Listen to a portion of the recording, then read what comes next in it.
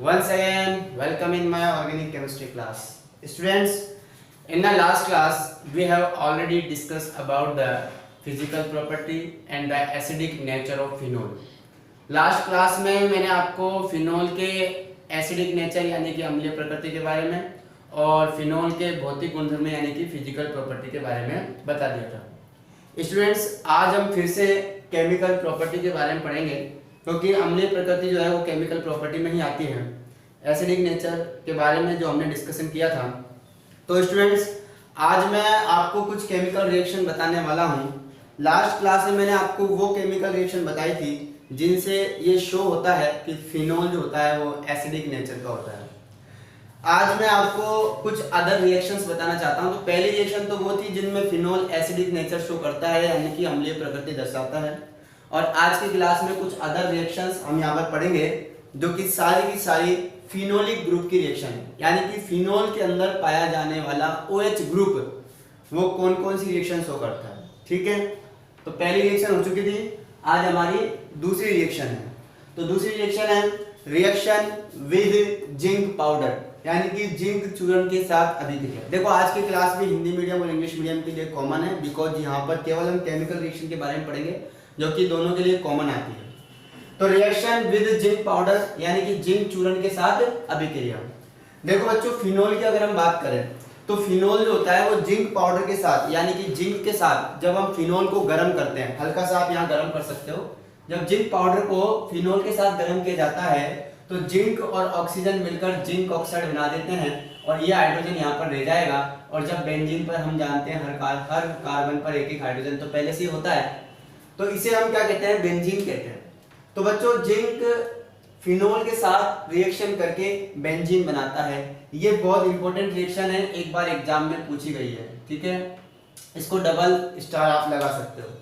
तो phenol react with zinc powder then form benzene. तो अगर आपसे क्वेश्चन पूछे एग्जाम में कि how will you obtain benzene from phenol, यानी कि आप फिनोल से बेंजीन कैसे प्राप्त करोगे, तो आपको कुछ नहीं करना, फिनोल की अभिक्रिया जिंक पाउडर के साथ करा देनी है और आपको बेंजीन ऑब्टेन हो जाएगा। Next reaction number 3, reaction with ammonia NH3 यानी कि अमोनिया के साथ अभिक्रिया। हिंदी मीडियम वाले हिंदी में लिख लेंगे अमोनिया के साथ अभिक्रिया। देखो अमोनिया हम सब जानते हैं NH3 होता है। ठीक है, तो यहां से तो निकलेगा H+, मैं आपको बता दूं अमोनिया में से ये तो होगा H+, ये मैं आपको समझाने के लिए बताता हूँ, फेयर में नहीं करते हैं। और नाइट्रोजन के ऊपर आ जाएगा पार्शियली नेगेटिव, तो यहां से H+ और यहां से OH- निकलेगा। तो H और OH दोनों मिलकर आपका क्या बना देंगे बच्चों, ये बना देंगे H2O। यहां से H यहां से OH दोनों मिलकर क्या बना देंगे, H2O आपका बाहर निकल जाएगा। अब आपके पास बचता है NH2, वो आपका बेंजीन के ऊपर ऐड हो जाएगा और आपके पास बन जाएगा एनिलीन। इसको बोलते हैं हम एनिलीन। हिंदी मीडियम वाले हिंदी में लिख लेंगे, इंग्लिश मीडियम वाले इंग्लिश में लिख लेंगे। तो बच्चों ये रिएक्शन अमोनिया के साथ किसकी प्रेजेंस में होती है, ये होती है ड्राई ZnCl2। ड्राई का मतलब होता है शुष्क या निर्जल। हिंदी में आपको इंग्लिश मीडियम वालों को इंग्लिश लिखना है ड्राई ZnCl2 और 573 केल्विन पर ये रिएक्शन होती है। ये रिएक्शन हमने अल्कोहल के साथ भी करी थी, अगर आपको याद हो तो वहां भी वही रिएक्शन है जो ये यहाँ हो रही है। निर्जल ZnCl2 और 573 केल्विन टेम्परेचर पर जब अमोनिया की रिएक्शन फिनोल के साथ कराई जाती है तो OH और H दोनों मिलकर तो H2O बना देते हैं। आपका रिमेनिंग ग्रुप, आपका बचा हुआ NH2 वो सीधा सीधा यहाँ पर जुड़ जाता है और एनिलीन बनाता है। तो इस रिएक्शन के लिए क्वेश्चन पूछेगा how will you obtain aniline from phenol. आप फिनोल से एनिलीन कैसे बनाओगे, तो फिनोल की अभिक्रिया अगर आप अमोनिया से करा दो, यानी कि फिनोल की रिएक्शन अमोनिया से करा दो ड्राई ZnCl2 की प्रेजेंस में और 573 केल्विन टेम्परेचर पर, तो आपको एनिलीन ऑब्टेन हो जाता है। अगली रिएक्शन पढ़ते हैं हम, reaction with PCl5 phosphorus pentachloride के साथ अभिक्रिया। फास्फोरस पेंटाक्लोराइड आप सबको पता होगा, हमने अल्कोहल जब पढ़ाया था तो बताया था कि PCl5 क्या करता है, OH को हटाता है और Cl को लगाता है, सीधा सा कॉन्सेप्ट है। और POCl3 और HCl साथ में निकलता है, ये हमने आपको पहले बताया। तो बच्चों यहां भी वही काम होगा, देखिए फिनोल को मैं C6H5OH भी लिख सकता हूं, जो मैं आपको पहले बता चुका हूं, क्योंकि फिनोल के अंदर बेंजीन होती है, C6H6 और बेंजीन से एक हाइड्रोजन कम करते हैं और फिर OH लगाते हैं तो फिनोल बनता है। तो C6H5OH फिनोल ही होता है, ध्यान रखेंगे, ये भी फिनोल ही है। हाँ, ऐसा नहीं है कि सर ने क्या लिख दिया, फिनोल को हम इस तरह भी लिखते हैं C6H5OH, this is the phenol. तो ये फिनोल है आपका। फिनोल की रिएक्शन PCl5 के साथ कराते हैं। तो हम सब जानते हैं कि PCl5 जब भी OH को देखता है, इसकी बहुत तगड़ी दुश्मनी है इससे कि OH को हटा देता है और इसकी जगह Cl लगा देता है। दिट मींस क्लोरोबेंजीन, ये आपके पास बन जाता है C6H5Cl। देखो इसको हम C6H5 कहते हैं, ये एक वैलेंसी फ्री होती है, C6H5 बन जाता है और इस पर मैंने जोड़ दिया क्लोरीन, तो ये बन गया क्लोरोबेंजीन। क्या बन गया बच्चों? क्लोरोबेंजीन। और साथ में हम जानते हैं POCl3 और HCl बनता है। ये हमने अल्कोहल वाले टॉपिक में पढ़ाया था आपको कि अल्कोहल में OH को हटाते हैं और Cl को लगाते हैं जब हम PCl5 और PCl3 के साथ रिएक्शन कराते हैं। तो सेम रिएक्शन यहाँ पर हो रही है, C6H5Cl बन जाएगा, POCl3 बन जाएगा और HCl बन जाएगा। लेकिन इस रिएक्शन में एक कंडीशन आती है, अगर मान लो ये फिनोल आधिक्य में हो, फिनोल आधिक्य में it means if phenol in excess, अगर आपका फिनोल एक्सेस में है, एक्सेस का मतलब आधिक्य होता है, EXCESS, एक्सेस का मतलब आधिक्य है, अधिक मात्रा। तो अगर आपका फिनोल अधिक मात्रा में पड़ा, ये आपने टेस्ट ट्यूब ली, इसमें फिनोल डाला, इसमें PCl5 डाला और फिनोल मान लो ज्यादा क्वांटिटी में है, तो इफ फिनोल इन एक्सेस, यानी कि यदि फिनोल आधिक्य में हो तो क्या होगा? तो आपका जो POCl3 बना है अंदर वो रुकेगा नहीं, वो भी फिनोल के साथ और अभिक्रिया करेगा, दोबारा अभिक्रिया करेगा। आपने फिनोल लिया, ज्यादा क्वांटिटी में ले लिया, PCl5 थोड़ी क्वांटिटी में लिया है, तो PCl5 पहले फिनोल से रिएक्शन करेगा, POCl3 HCl बन गया उसके अंदर। लेकिन अभी भी उसके अंदर फिनोल की क्वांटिटी ज्यादा है, तो वो POCl3 जो होता है ये फिर से रिएक्शन करेगा आपके फिनोल के साथ और क्या बनाएगा? देखो ये बनाता है ट्राइफेनिल फॉस्फेट। क्या बनाता है? ट्राइफेनिल फॉस्फेट। ठीक है, कैसे बनाता है? देखो हम इसके 3 मोल लेते हैं, 3 मोल C6H5OH और ये POCl3 है। तो इसको आप गौर से देखो, 3 मोल C6H5P के साथ और एक ऑक्सीजन, 3 ऑक्सीजन ये रहे, एक ऑक्सीजन है, टोटल कितने हो गए? 4 P ये रहा, तो आपके पास बन जाएगा C6H5 का होल 3 बार C6H5 और PO4, इसे कहते हैं triphenyl. This is the phenyl group C6H5, बताया था मैंने C6H5, इस ग्रुप को बोलते हैं C6H5, this is the phenyl. और कितनी बार आएगा ये? 3 बार, तो ट्राइफेनिल और PO4 phosphate, this is the triphenyl phosphate. अब यहां पर क्या बचा? 3 Cl बचे और 3 H बचे, 3 H और 3 Cl दोनों मिलकर बना लेंगे 3HCl। ओके, वापस देखेंगे, देखो PO और ये इतना ये सब मिलकर बनाते हैं ट्राइफेनिल फॉस्फेट, 3 Cl और 3 H दोनों मिलकर बनाते हैं 3HCl, जो आपको दिख रहा होगा। Again reaction number 5, formation of ether, ether का निर्माण या फिर एनिसोल। देखिए एनिसोल एक टाइप का ईथर ही है। ईथर होते क्या है? ईथर की अगर मैं बात करूं, हम ईथर किसे कहते हैं बच्चों? ईथर कहते हैं हम ROR को, यानी कि ऑक्सीजन के दोनों तरफ कोई एल्काइल ग्रुप है, तो ऐसा जरूरी नहीं है एल्काइल हो, ऑक्सीजन के दोनों तरफ एरोमेटिक ग्रुप भी प्रेजेंट हो सकता है, ये भी ईथर होता है। ऑक्सीजन के दोनों तरफ, एक तरफ एल्काइल ग्रुप, एक तरफ एरोमेटिक बेंजीन भी हो सकता है, ये भी ईथर है। तो ईथर का बेसिकली फॉर्मूला ये होता है, O के दोनों तरफ वैलेंसी फ्री होती है और यहाँ कुछ भी जुड़ सकता है, दैट इज ईथर। ये ईथर है आपका। तो बच्चों हमें यहाँ ईथर बनाना है और ईथर भी कौन सा बनाना है? एनिसोल बनाना है। What is anisole? Methoxy benzene को हम एनिसोल कहते हैं, मेथॉक्सी बेंजीन को एनिसोल कहते हैं, एथॉक्सी बेंजीन को फेनिटोल कहते हैं। ठीक है, चलिए आ जाइए इधर। देखो फर्स्ट ऑफ ऑल फिनोल, आप सोच रहे होंगे सर आड़ा कैसे लिख दिया?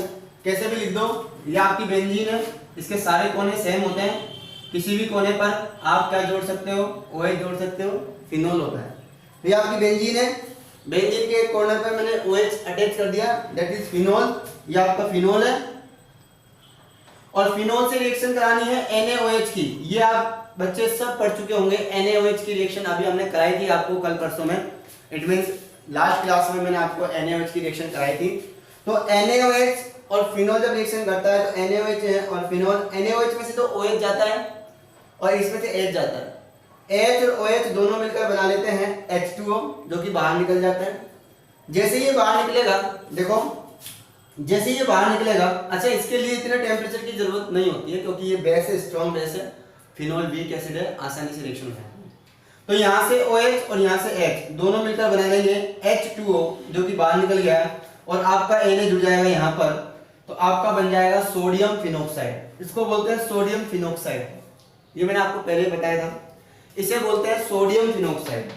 अब इस सोडियम फिनोक्साइड की रिएक्शन अगर मैं मेथिल आयोडाइड, एथिल आयोडाइड इनके साथ कराऊं, किसी भी एल्किल हैलाइड के साथ करा दूं, तो आपका हैलाइड और सोडियम दोनों एक साथ हो जाएंगे, NaI बाहर निकल गया, और आपका मिथाइल ग्रुप इस Na की जगह अटैच हो जाएगा, दैट इज द मेथोक्सीबेंजीन।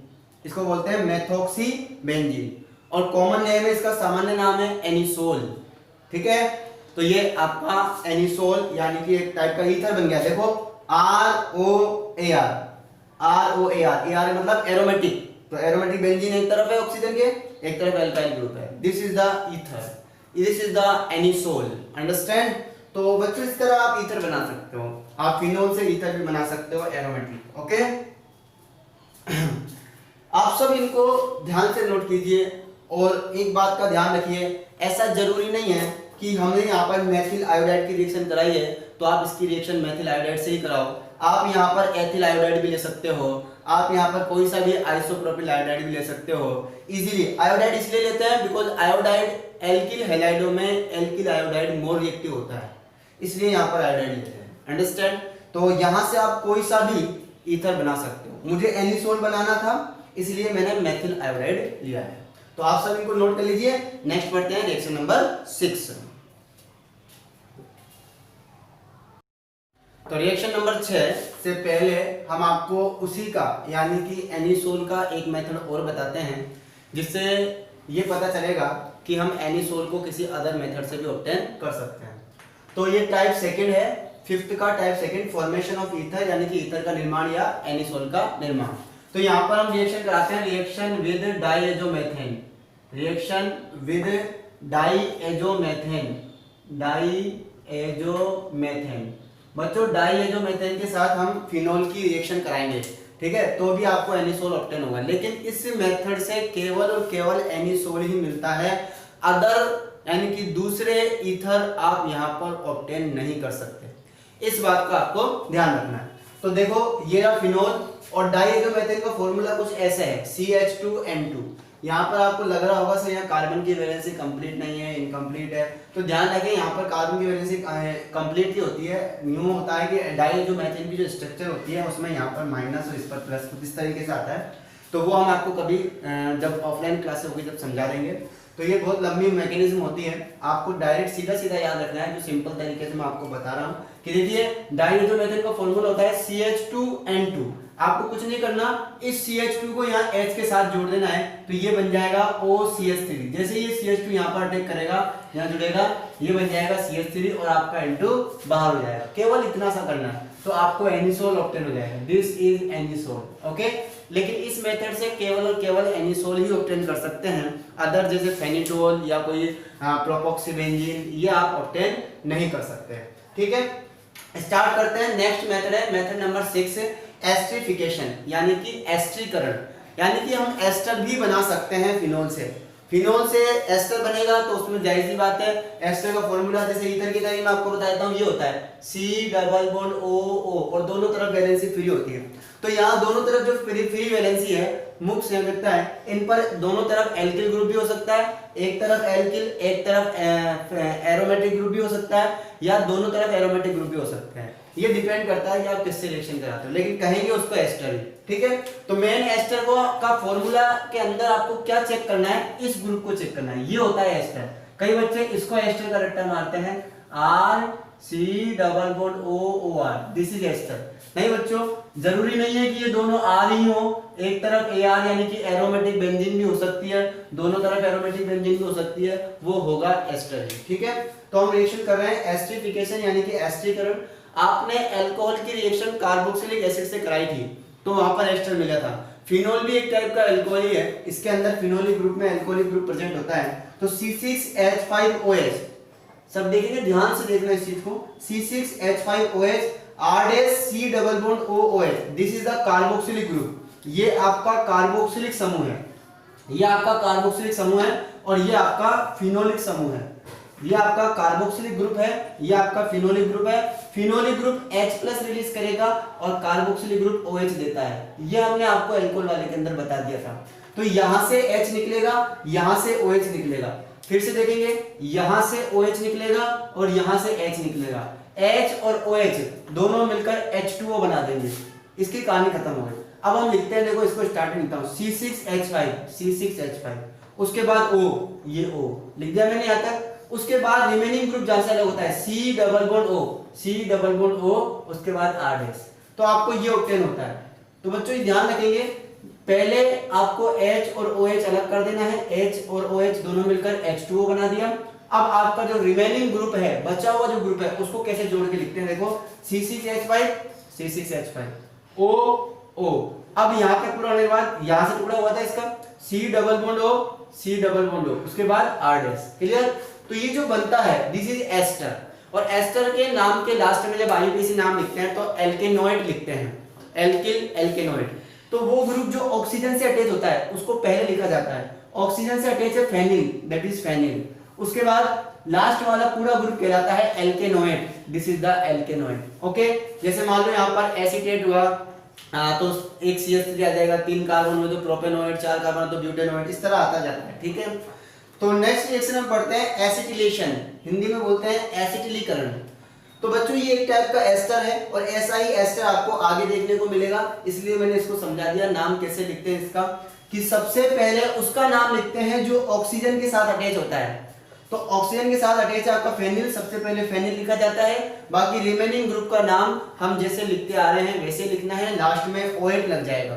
ठीक है, जैसे मान लो 2 कार्बन हो तो एथेनोइड, 3 कार्बन हो प्रोपेनोइड, 4 कार्बन हो ब्यूटेनोइड, इस तरह लिखेंगे। ठीक है, तो आ जाओ अगला एसिटिलेशन। एसिटिलेशन को हिंदी में कहते हैं एसिटिलीकरण।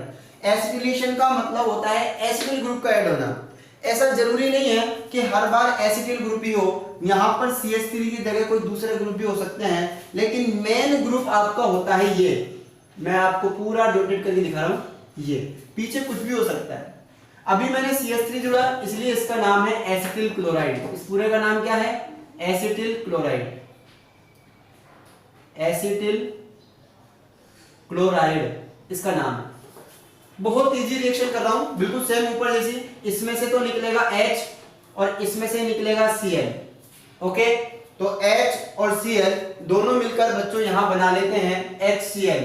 ये रिएक्शन पाइरीडीन की प्रेजेंस में होती है, ये रिएक्शन पाइरीडीन की प्रेजेंस में होती है। तो H और Cl दोनों मिलकर बना लेते हैं HCl। अब बचा रिमेनिंग ग्रुप, कैसे लिखेंगे, बड़ा सिंपल तरीका मैंने आपको समझाया।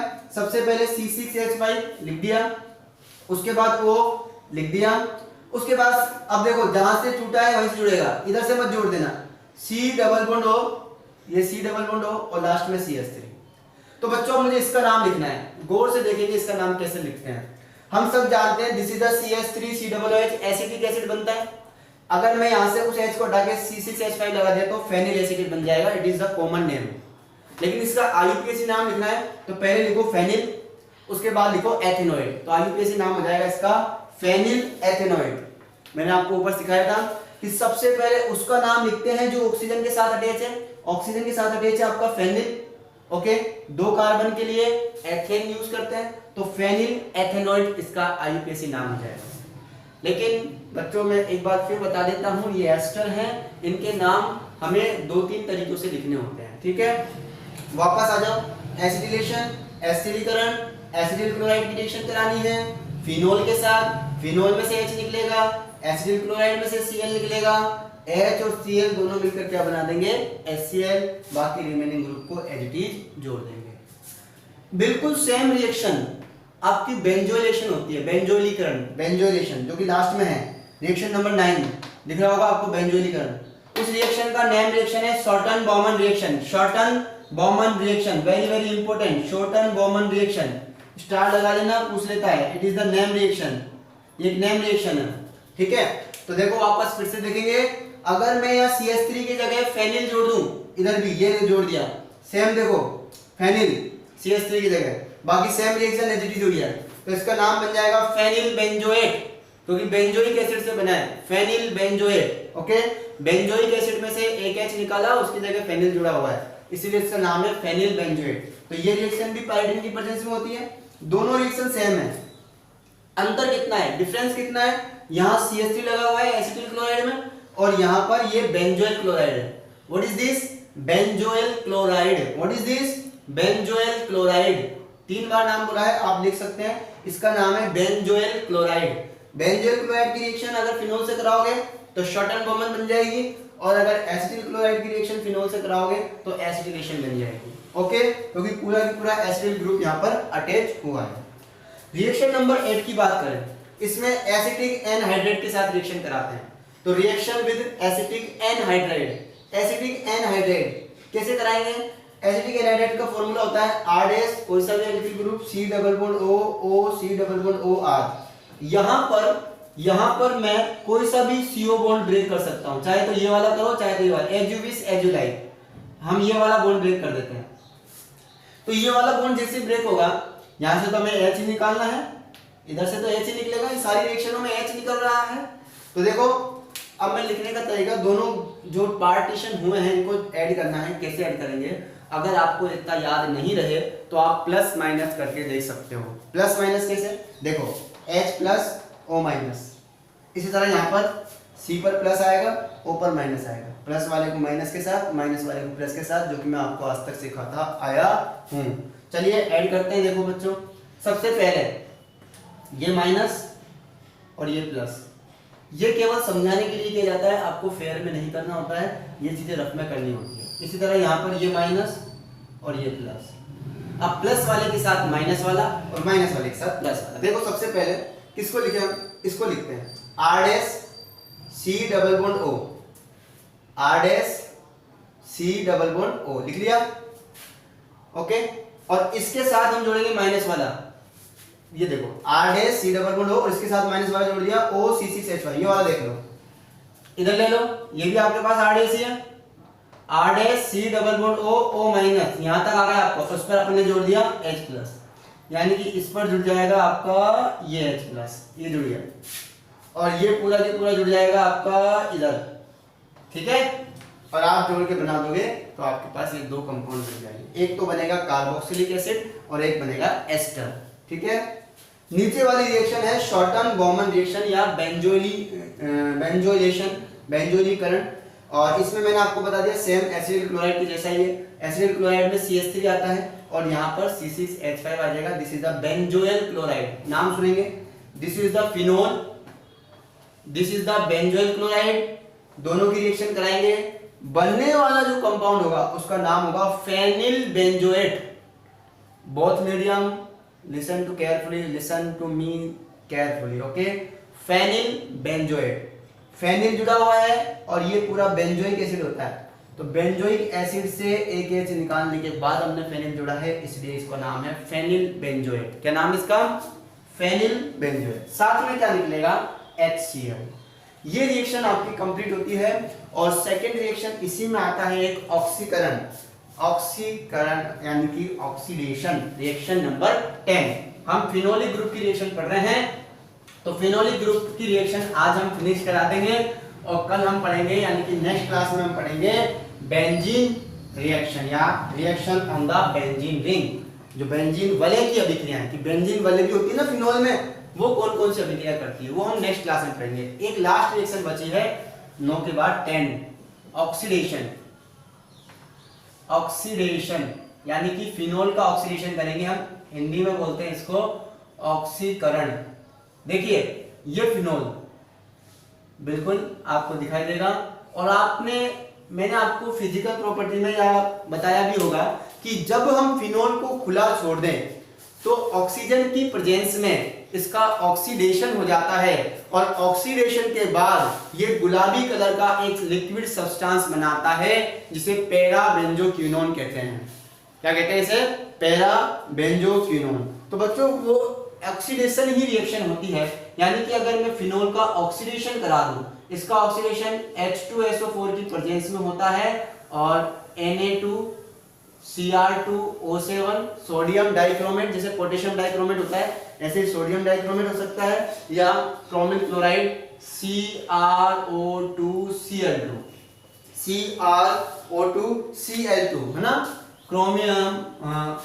क्रोमियम क्लोराइड भी बोल सकते हैं आपको, क्रोमिल क्लोराइड भी बोलते हैं इसको, क्रोमिल क्लोराइड। ओके, तो इनकी प्रेजेंस में दोनों में से कोई सा भी ले सकते हो। इसको बोलते हैं सोडियम डाइक्रोमेट Na2Cr27, इसको बोलते हैं क्रोमिल क्लोराइड CrO2Cl2, और साथ में हम H2SO4 भी लेंगे क्योंकि कंसंट्रेट H2SO4 भी कहीं ना कहीं ऑक्सीडाइजिंग एजेंट की तरह काम करता है। तो क्या होगा, इससे बन जाएगा para benzoquinone. This is the para benzoquinone. यहाँ पर बनने को तो ऑर्थो भी बनता है लेकिन वो अनस्टेबल होता है, इसलिए सबसे ज्यादा स्टेबल कौन सा होता है, पैरा बेंजोक्विनोन, जो कि गुलाबी कलर का सब्सटेंस होता है। Benzoquinone, para benzoquinone. तो फिनोल का अगर ऑक्सीडेशन कर दोगे तो फिनोल के ऑक्सीडेशन पर आपको पैरा बेंजोक्विनोन ऑब्टेन होता है। याद रखोगे, फिनोल का ऑक्सीकरण करने पर पैरा बेंजोक्विनोन ऑब्टेन होता है। नेक्स्ट क्लास में बच्चों हम आपको बताएंगे बेंजीन वलय की अभिक्रिया, यानी कि reaction of the benzene ring, यानी कि फिनोल के अंदर ये जो बेंजीन रिंग है ये कौन कौन सी रिएक्शन शो करती है, इसके बारे में हम डिस्कस आपको नेक्स्ट क्लास में करेंगे। ठीक है ना, तो मिलते हैं नेक्स्ट क्लास में नई वीडियो के साथ, नई बातों के साथ। Thank you so much, goodbye, take care.